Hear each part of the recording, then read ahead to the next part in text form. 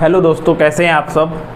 आपके सामने आज बहुत ही एक इंटरेस्टिंग चैप्टर मैं आपके सामने लेके आया हूं, जिसमें ना एक्चुअल में बच्चे ज़्यादातर कंफ्यूज रहते हैं। वो चैप्टर है परम्यूटेशन एंड कॉम्बिनेशन, जिसका कॉन्सेप्ट हम आज आपके सामने डिस्कस करने जा रहे हैं। और अगर एग्ज़ाम में आने की बात करें तो परम्यूटेशन एंड कॉम्बिनेशन से आपके एग्ज़ाम में क्वेश्चन पूछ लिए जाते हैं, चाहे वो फिर बैंकिंग का एग्ज़ाम हो, चाहे फिर वो एनडीए एयरफोर्स के एग्ज़ाम में तो आना ही आना है इससे क्वेश्चन। बाकी अभी जो आपका यूपीएसआई का एग्ज़ाम आने वाला है उसमें भी आपसे एक या दो क्वेश्चन पूछ लिए जाते हैं इस चैप्टर से। तो आज हम उस चीज़ को क्लियर करने की कोशिश करते हैं आपके सामने। जैसे परम्यूटेशन एंड कॉम्बिनेशन की अगर हम बात करते हैं, परम्यूटेशन अगर मैं और कॉम्बिनेशन की बात करूं तो मैं ये कह सकता हूं कि परम्यूटेशन एक चीज़ है परम्यूटेशन और एक चीज़ है कॉम्बिनेशन। एक चीज़ है परम्यूटेशन, एक चीज़ है combination. Permutation and combination. Permutation का मतलब क्या है?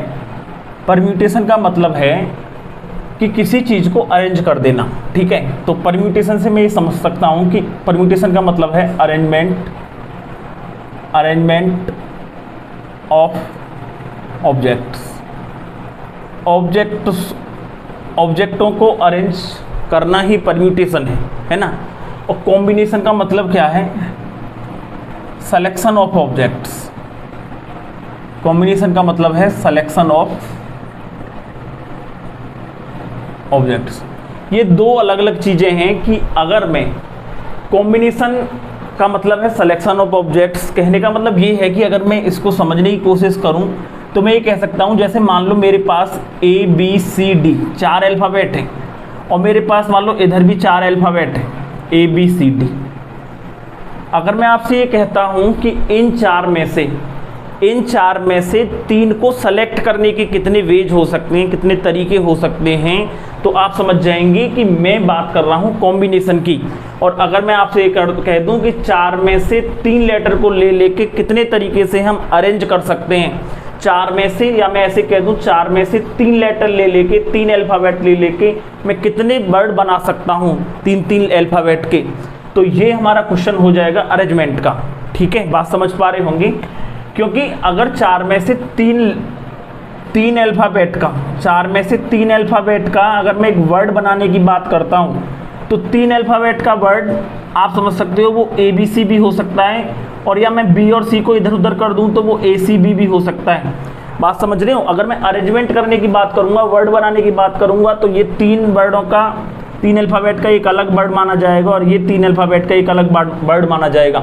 अगर यहीं पे मैं सिलेक्शन की बात करूं तो मैं ये कह सकता हूं कि 4 में से 3 को सेलेक्ट करना है। मान लो अगर जैसे मैंने ABC सेलेक्ट कर लिया 4 में से 3, और अगर मैं ABC को ACB कहूं तो ये दोनों बात एक ही हैं। यहाँ पे ये दोनों सेम थिंग्स हैं। यहाँ पे क्या हैं? ये दोनों चीज़ हैं सेम, और ये दोनों चीज़ यहाँ पे क्या हैं? डिफरेंट। इस बात का मतलब क्या है कि भाई जब हम अरेंजमेंट की बात करेंगे ना, परम्यूटेशन की बात करेंगे, तो वहाँ पे चीज़ों के ऑर्डर से फ़र्क पड़ता है। लेकिन जब हम सेलेक्ट करने की बात करेंगे चीज़ों को, तो वहाँ पे ऑर्डर से फ़र्क नहीं पड़ता। आप देख रहे होंगे कि मैं अगर मान लो यहाँ पे राम श्याम मोहन है और यहाँ पे सोहन है, 4 में से मैंने पहले राम श्याम और मोहन सेलेक्ट कर लिए, तो मैं या तो ये कह दूं कि मैंने राम श्याम मोहन सेलेक्ट किए हैं, या फिर मैं मोहन का नाम पहले ले दूं, मैं कह दूं राम मोहन और श्याम सेलेक्ट किए हैं, तो दोनों बात एक ही हैं। सिलेक्शन का केस है यहाँ पे। अरेंजमेंट से तो असर पड़ नहीं रहा, ऑर्डर को बदलने से असर नहीं पड़ रहा है यहाँ पे, लेकिन यहाँ पे ऑर्डर को चेंज करने से असर पड़ रहा है। मैंने ABC को लेके एक ABC वर्ड बना दिया, एक मैंने ACB वर्ड बना दिया, ये दोनों अलग अलग चीज़ हैं, ठीक है। तो आप क्लियर मीनिंग समझ गए होंगे कि मतलब क्या है परम्यूटेशन का और कॉम्बिनेशन का क्या मतलब है। अब मैं एक स्टेटमेंट के रूप में इन दोनों चीज़ों को डिफाइन करना चाहूँ तो मैं ये कह सकता हूँ कि अगर मैं परम्यूटेशन की बात करूँ तो मैं ये कह सकता हूँ कि नंबर ऑफ, मैं अगर ये कह दूँ, अगर मैं कहूँ कि मैं ये कह सकता हूँ कि नंबर ऑफ परम्यूटेशन निकालना चाहूँ, अगर मैं नंबर ऑफ परम्यूटेशंस का मतलब क्या है? Arrangement.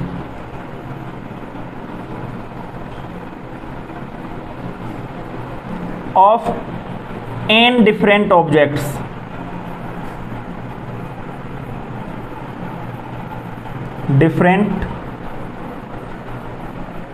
Objects taking r at a time is. मैं आपसे कहूँ कि अगर मेरे पास n डिफरेंट ऑब्जेक्ट्स हैं, n डिफरेंट ऑब्जेक्ट्स का मतलब जैसे मेरे पास यहाँ पे इस एग्जांपल में बात करूँ तो कितने ऑब्जेक्ट्स हैं अलग अलग, 4। तो मैं इस पर्टिकुलर केस के लिए n की वैल्यू कितनी हो सकती है, 4। मैं कह सकता हूँ कि n डिफरेंट ऑब्जेक्ट्स हैं, मीन्स 4 डिफरेंट ऑब्जेक्ट्स हैं, और आपको क्या करना है, उनको अरेंज करना है taking r at a time. एक बार में कितने वर्ड लेने हैं, 3। अगर मैं आपसे कहूँ 3 वर्डों का 3 अल्फ़ाबेट का एक वर्ड बनाइए तो इसका मतलब आर की वैल्यू 3 है।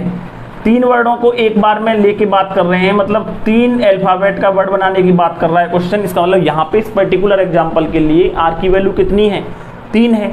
तो यहाँ से मैं ये कह सकता हूँ कि अगर मैं नंबर ऑफ परम्यूटेशन जानना चाहूँ इस केस में तो डायरेक्ट होगा NPR। कितना होता है वो, NPR, P फॉर परम्यूटेशन। अब इसको खोलने का क्या तरीका है कि NPR की जो वैल्यू होती है वो होती है factorial n upon factorial n minus r। तो हम NPR लगा के ये नंबर ऑफ परम्यूटेशन निकाल सकते हैं। जब भी हमारे पास n डिफरेंट ऑब्जेक्ट्स हों, अगर आपको r ऑब्जेक्ट्स को एक बार में लेके नंबर ऑफ परम्यूटेशन निकालने हो, अरेंजमेंट की संख्या निकालनी हो, तो आप लगा देंगे NPR, और NPR को कैसे सॉल्व कर देंगे, factorial n upon factorial n minus r से। यहाँ पे फैक्टोरियल n को आप जानते ही होंगे कि फैक्टोरियल n का क्या मतलब होता है। जैसे मैं एक बार बता दूं कि फैक्टोरियल n का मतलब होता है, जैसे फैक्टोरियल 5 है कहीं पे, तो इस बात का मतलब है कि मुझे उल्टा खोलना है, 5 4 3 ऐसे मल्टीप्लाई में खोलना है, और कहाँ तक खोलना है, 1 तक। अगर मैं कहीं पे ऐसे लिख दूं फैक्टोरियल 8 तो मुझे 8 से शुरू करना है और ऐसे खोल देना है, 8 7 6 5 4 3 2 1। ठीक है, ये तो हो गया फैक्टोरियल का मीनिंग।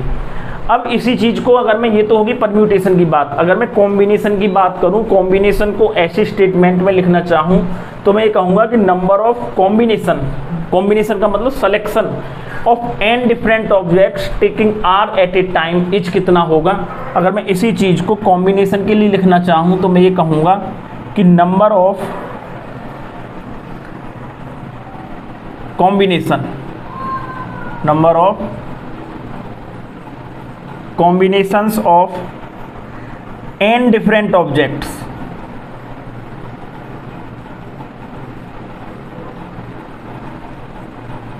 taking, वो एग्जाम्पल, पिछले वाले एग्जाम्पल को अगर मैं आगे बढ़ाऊं तो मैं ये कह सकता हूं, जैसे मान लो आपके पास ABCD, आपके पास क्या है, ये 4 लेटर हैं, ठीक है, 4 अल्फ़ाबेट के लेटर हैं, और आपको इसमें से क्या करना है। अगर मैं आपसे कहूं कि 4 में से 3 को सेलेक्ट करना है, आपको 3 को सेलेक्ट करना है, और मैं आपसे पूछूं कितने तरीके होंगे, कितने तरीके से आप 4 में से 3 सेलेक्ट कर पाओगे। तो आपको जो पीछे मैंने बात बताई उस हिसाब से आप ये कह दोगे कि यहाँ पे n की वैल्यू कितनी है, 4, और कितने को सेलेक्ट करना है, 3 को, तो r की वैल्यू कितनी है, 3, और सेलेक्ट करने की बात है इसलिए केस है NCR का, इसलिए आप NCR लगाओगे। कहने का मतलब n की जगह 4, C और r की जगह 3, तो इसको आप फिर फैक्टोरियल इस n upon factorial n minus r into factorial r, इसका फॉर्मूला एक्सपेंशन इसका। तो अगर मैं इसको कहूँ तो मैं ये कह सकता हूँ factorial r upon factorial n minus r into factorial 3, और इसकी वैल्यू कितनी आ रही होगी, 4 इंटू, देखो इसको ना खोलने का ये भी तरीका है, जैसे मैंने अभी पीछे बताया कि 3 2 1 ऐसे होता है। ये 1 फैक्टोरियल की वैल्यू 1 हो गई, 3 की वैल्यू 3 इंटू 2 इंटू 1 हो गया। एक तो ये तरीका हो गया, पूरा इसको एक्सपेंड कर दिया, और यहाँ से 4 तरीके आ गए कि कितने तरीके होंगे, 4 तरीके। अभी एक बात, इसको एक बार और समझें, जैसे मैं ये कह सकता हूँ 4C3, जब भी आपको ऐसा मिले ना 4C3, तो आपको पता है एक्चुअल में क्या करना है जल्दी से करने के लिए कि NCR की वैल्यू ना, NCR की value NC n minus r के बराबर होती है, ये आपको याद रखना है, इसकी न्यूमेरिकल वैल्यू सेम होती है। जैसे मैं ये कह दूं कहीं पे कि 4C3 लिखा हुआ है, तो 4C3 की वैल्यू है 4C n माइनस r, मतलब कितनी है, 1। 4C1 4C3 की जो वैल्यू आएगी वो 4C1 की जो वैल्यू आएगी वो दोनों बराबर होंगी, कहने का मतलब। अब ना इसको सॉल्व करने का तरीका क्या है कि जैसे डायरेक्ट, जैसे यहाँ 4 है और यहाँ 1 है, तो इस 4 को ना उल्टा इतनी बार खोलना है जितना यहाँ पे लिखा हुआ है। जैसे 1 लिखा हुआ है तो 4 को आपको कितनी बार खोलना है, 1 बार खोलना है बस। और नीचे क्या लगा देना, जितना ये लिखा हुआ है उसका फैक्टोरियल। तो आपको पता है फैक्टोरियल 1 की वैल्यू 1 ही होती है, तो ये 4 आ जाएगा। ऐसे आप किसी भी चीज़ को सॉल्व कर सकते हैं। जैसे कहीं पे ऐसे लिखा हुआ है 15C3, जैसे ऐसे लिखा हुआ है, ये अलग से है एग्जाम्पल। 15C3 लिखा हुआ है कहीं पे, तो आप क्या करेंगे, जैसे 3 लिखा हुआ है यहाँ पे, तो आप सोचेंगे भाई 15 को कितनी बार खोलना है, 3 बार उल्टा खोलना है। तो 15, 14 और 13, 3 बार खोल दिया। और नीचे ये जो 3 है इसका आएगा फैक्टोरियल। बात समझ गए। अब आप फैक्टोरियल 3 को क्या लिख देंगे, फिर आप जल्दी से ऐसे कर देंगे 14, 13 और फैक्टोरियल 3 की वैल्यू कितनी होती है, आप उल्टा खोलोगे तो ऐसे 3 × 2 × 1, तो जो भी ये सॉल्व करके आएगा वो आंसर आ जाएगा इसका। तो इस तरह से आप चीज़ों को खोल सकते हैं जल्दी से। तो यहाँ पे अभी हम क्वेश्चन पे आ जाते हैं कि 4 में से 3 को सेलेक्ट करने के कितने तरीके हो गए, 4 तरीके। मतलब 4 तरीके से सेलेक्ट कर सकते हैं। अगर मैं इसको देखूं ध्यान से तो कैसे, वो 4 तरीके कौन कौन से हैं अगर मैं ध्यान से देखूं। जैसे ABCD है, तो मैं ये कह सकता हूं कि मैंने मान लो इन 4 में से ABC सेलेक्ट कर लिया, एक तरीका ये हो गया, एक तरीका ये हो गया। या मैंने ये सेलेक्ट करा, मैं कहूँ ABC नहीं, मैंने किया है ACB सेलेक्ट, तो ये दोनों जो चीज़ें हैं ना वो दोनों एक ही हैं, क्योंकि B को इधर उधर कर देने से B और C को यहाँ पे ऑर्डर से फर्क नहीं पड़ रहा, क्योंकि सिलेक्शन की बात कर रहा है क्वेश्चन सिलेक्शन का है, मींस क्वेश्चन कॉम्बिनेशन का है। तो यहाँ पे इन दोनों से ABC या ACB ये दोनों बात एक ही है। इसका मतलब ये पूरा क्या तरीका माना जाएगा कि ये एक तरीका है दोनों, ये 2 तरीके काउंट नहीं होंगे सिलेक्शन के केस में। तो फिर मैं कहूँगा ABC एक तरीका हो गया, फिर मैं कहूँ ABD मैंने सेलेक्ट कर लिया, एक दूसरा तरीका ये हो गया। ऐसे मैं कहूँ BCD सेलेक्ट कर लिया, एक बार मैंने BCD सेलेक्ट कर लिया, एक तीसरा तरीका हो गया। या मैं कहूँ CDA सेलेक्ट कर लूँ मैं, तो CDA सेलेक्ट कर लिया, एक चौथा तरीका हो गया। और कोई 5वां तरीका है ही नहीं। इन 4 में से 3 को सेलेक्ट कर 4 में से 3 को सेलेक्ट करने के ये 4 ही तरीके हैं, जो मैं 4C3 से जान पाया जल्दी से कि 4 तरीके, जो कि ये 4 तरीके आ रहे हैं, यही 4 तरीके हैं। ठीक है, तो उम्मीद कर रहा हूँ बात समझ में आ रही होगी कि ये 4 तरीके हम ऐसे जान पाएंगे कॉम्बिनेशन लगा के। अब अगर मैं ये कह दूं कि 4 में से 3 को अरेंज करने के कितने तरीके हैं, अगर क्वेश्चन ये कह दे कि 4 में से भाई 3 को अरेंज करने के तरीके बता दो, तो 4 में से 3 को अरेंज करने के तरीके मैंने आपको बताए कि कितने होते हैं, NPR होते हैं। मैं इसको रफ कर रहा हूँ। 4 में से 3 को अरेंज करने के कितने तरीके होते हैं, अब सेलेक्ट की जगह क्या हो जाए, अरेंज। 4 में से 3 को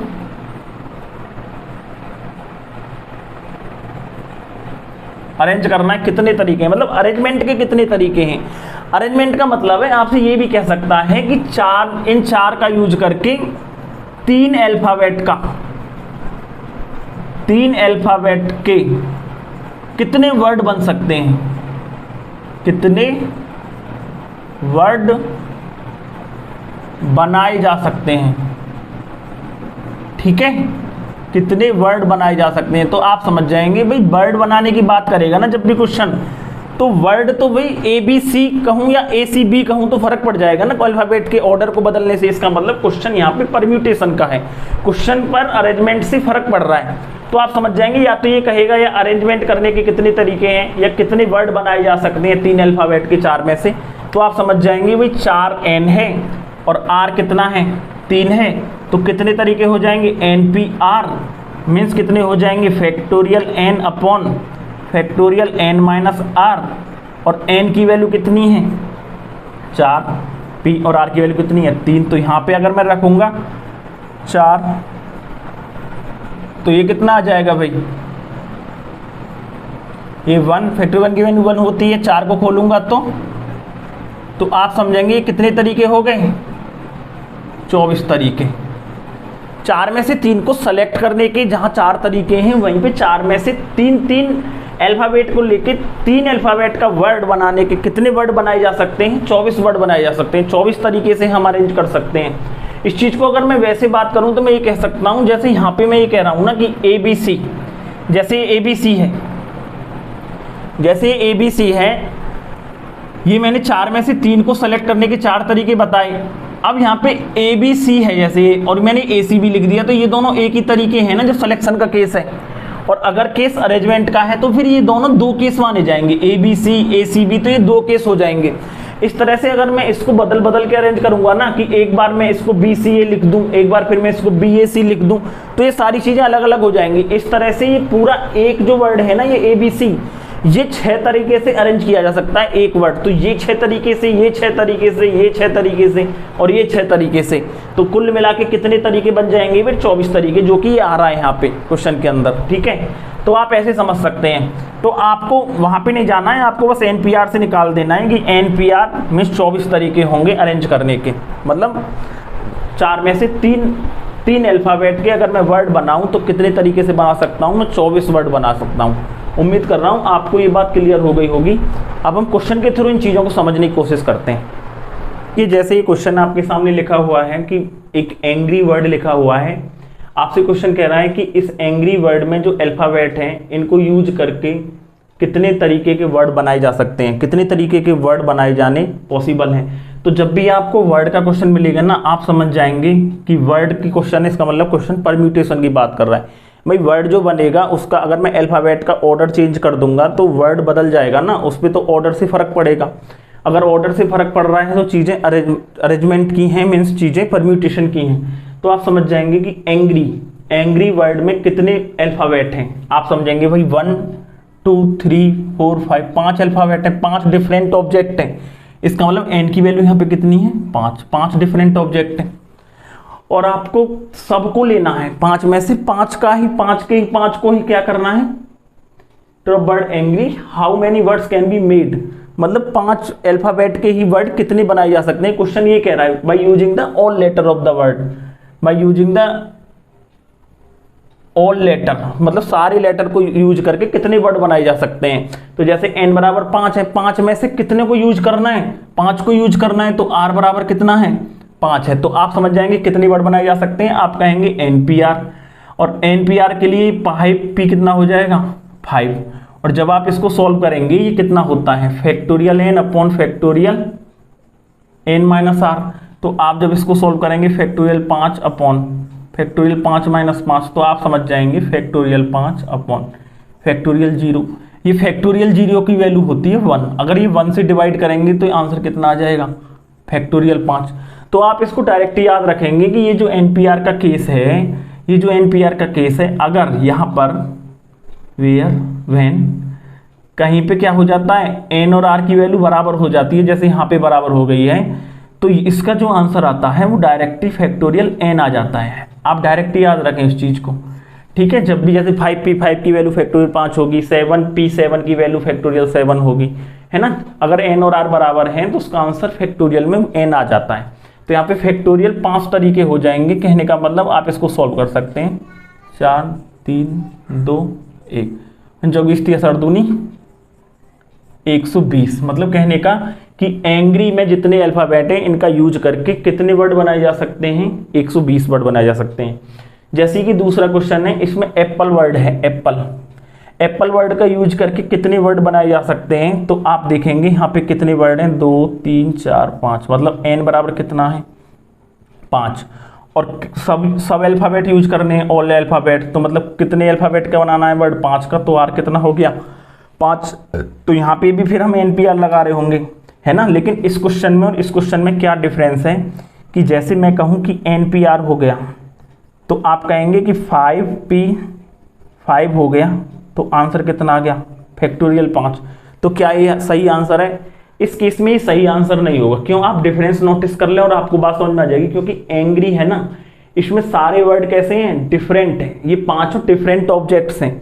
लेकिन आप यहाँ पे देख रहे हैं, यहाँ पे 5 डिफरेंट ऑब्जेक्ट नहीं है, 3 तो अलग अलग हैं। लेकिन ये जो p हैं, दो एक से हैं। तो आप इसका कॉन्सेप्ट ध्यान रखेंगे कि जब भी एक से होंगे ना जितने ऑब्जेक्ट, उस उतने फैक्टोरियल से हम डिवाइड कर देंगे, तब एग्जैक्ट नंबर ऑफ वेज आएंगे। जैसे यहाँ पे फैक्टोरियल 5 आ गया, तो इसकी वैल्यू NPR ना होके यहाँ पे कितना होगा? 1 2 एक से है ना ये p, तो हमें क्या करना पड़ेगा? फैक्टोरियल 2 से डिवाइड करना पड़ेगा। ये किसके लिए आया है? p के लिए हमने डिवाइड किया है, कहने का मतलब। तो आंसर हो जाएगा फैक्टोरियल 2, कहने का मतलब फैक्टोरियल 2 आंसर हो जाएगा। तो आप इसको कैसे खोलेंगे? 5 × 4 × 3 × 2 × 1 अपॉन ये 2 है फैक्टोरियल 2 का मतलब, ये कट जाएगा तो कितना आ जाएगा 60 मल्टीप्लाई होके, ठीक है। तो कितने वर्ड बनाए जा सकते हैं, 60 वर्ड बनाए जा सकते हैं। उम्मीद कर रहा हूँ आपको ये बात समझ में आ गई होगी। अभी 2 क्वेश्चन और लेते हैं। क्वेश्चन और आपके सामने एक लिखा हुआ है कि सक्सेस में आपको बताना है कि इसके सारे अल्फ़ाबेट को यूज करके कितने वर्ड बनाए जा सकते हैं। तो आप समझ जाएंगे यहाँ पे कितने वर्ड हैं, 7। तो आप कहेंगे फैक्टोरियल 7। भाई NPR लगाएंगे ना आप, NPR, N कितने हैं यहाँ पे 7, R कितने हैं यहाँ पे 7 ही अल्फ़ाबेट का वर्ड बनाना है तो NPR लगाएंगे। तो आप कहेंगे 7P7, तो आंसर हो जाएगा फैक्टोरियल 7। लेकिन अब आपको ये और देखना है कि 2 बार कौन कौन रिपीट हो रहे हैं। जैसे C है, C कितनी बार आ रहा है, 2 बार, तो फैक्टोरियल 2 से आपको डिवाइड करना पड़ेगा। ये C के लिए मैंने डिवाइड कर दिया, ठीक है। मैंने बताया ना कि जो अल्फ़ाबेट 2 बार यूज हो रहे होंगे या 3 बार 4 बार, उतने फैक्टोरियल से आपको डिवाइड करना भी पड़ेगा। जैसे यहाँ पे अब मैं और देखूं और कोई अल्फ़ाबेट रिपीट हो रहा है, मैं कह रहा हूँ S और रिपीट हो रहा है, S 1 2 और 3 बार आ रहा है S, इसका मतलब फैक्टोरियल 3 से और डिवाइड करना पड़ेगा। और ये फैक्टोरियल 3 से डिवाइड क्यों किया है मैंने, S के लिए, ठीक है। तो अब आप इसको सॉल्व कर देंगे, 7 6 5 4 और 4 के बाद ना आप फैक्टोरियल 3 लिख देंगे इसको। ये एक तरीका है एक्सपेंड करने का, या तो 3 2 1 लिख देंगे या फैक्टोरियल 3 पे रोक देंगे। और ये फैक्टोरियल 3 जो नीचे है ना, फैक्टोरियल 3 से फैक्टोरियल 3 कट जाएगा और फैक्टोरियल 2 की वैल्यू कितनी होती है, 2 ही होती है, ठीक है। और 2 से ये कट जाएगा 2 बार और आप इसको सॉल्व कर लें। 5 10 60 70 420, यही आंसर आ जाएगा। मतलब 420 वर्ड बन सकते हैं। जैसे मान लो मैं एक क्वेश्चन और आपके सामने लिखूं, मान लो मैंने लिख दिया एक वर्ड, ये मैंने लिखा DEGREEDER,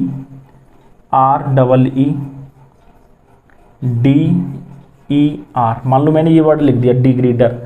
और आपको फिर यही क्वेश्चन है कि how many words can be form, इसके सारे अल्फ़ाबेटों का यूज करके कितने वर्ड बनाए जा सकते हैं, कितने तरीके से। तो आप कहेंगे टोटल कितने हैं, 3 4 5 6 7 8 9 हैं। तो आप तुरंत कह देंगे भाई फैक्टोरियल 9 तो आएगा ही आएगा। अब डिवाइड और होगा, डिवाइड किस किस से होगा आप देख लें। देखो क्या क्या 1 से ज़्यादा बार रिपीट हो रहा है। जैसे D है, D कितनी बार रिपीट हो रहा है, 2 बार, तो फैक्टोरियल 2 से डिवाइड हो गया। ये कर दिया मैंने D के लिए। ऐसे ही मैं फिर देखूंगा E कितनी बार रिपीट हो रहा है, 2 3 4 बार रिपीट हो रहा है, तो फैक्टोरियल 4 से डिवाइड कर दिया मैंने। ये कर दिया E के लिए। और कुछ यूज हो रहा है, जैसे मैं कह रहा हूँ कि ये R कितनी बार यूज हो रहा है यहाँ पे, 2 बार, तो फैक्टोरियल 2 से और डिवाइड करना पड़ेगा। ये मैंने किसके लिए किया है, R के लिए। बात समझ रहे हैं। तो भाई जो 1 से ज़्यादा बार रिपीट हो रहे हैं उसके फैक्टोरियल से मैंने डिवाइड कर दिया, 2 से डिवाइड कर दिया क्योंकि D 2 बार आ रहा है। 4 फैक्टोरियल 4 से डिवाइड कर दिया क्योंकि E के लिए किया, ये E 4 बार आ रहा है। और फैक्टोरियल 2 से भी डिवाइड कर दिया। अब मैं इसको सॉल्व कर सकता हूँ 9। देखो नीचे मैं देख लेता हूँ, उसे सॉल्व करता हूँ कि फैक्टोरियल सबसे बड़ा 4 है, आ रहा है, तो 4 फैक्टोरियल तक ही उल्टा खोलूँगा इसे, 7 6 5 और नीचे क्या है, फैक्टोरियल 4 यहाँ रह गया। और फैक्टोरियल 2 की वैल्यू 2 ही होती है। फैक्टोरियल 4 और 2 की वैल्यू, फैक्टोरियल 2 की वैल्यू 2 ही है। 4 से ये 4 कट जाएगा, ठीक है। और भी 2 2 2 जब 4 है, ये 4 से ये 2 बार कट जाएगा। और इसका जो भी है ये आंसर आ जाएगा 5 30 7 210, 210 दूनी 420, 420 में 9 से मल्टीप्लाई कर देंगे, इतना आंसर आ जाएगा 18 3780। 3780 वर्ड बनाए जा सकते हैं। तो उम्मीद कर रहा हूँ कि आपको बात समझ में आ गई होगी। ऐसा ही और आगे को मतलब इन्हीं क्वेश्चंस को अब हम और आगे बढ़ाएंगे अगले पार्ट में। इस वीडियो को जल्दी ज़्यादा से ज़्यादा लाइक और शेयर करिए, चैनल को सब्सक्राइब भी कर लीजिए, ठीक है, जिससे मुझे थोड़ा सा मोटिवेशन मिले और आपके लिए और अच्छे अच्छे पार्ट बना के लाऊं। तो इसी चीज़ को मैं आगे को और बढ़ाऊंगा अगले पार्ट में, जिसका नाम पार्ट 2 होगा। और अच्छे अच्छे लेवल के क्वेश्चन करेंगे वहाँ पे हम, और इसी सीरीज को आगे बढ़ाएंगे। तब तक के लिए thank you, bye bye, okay.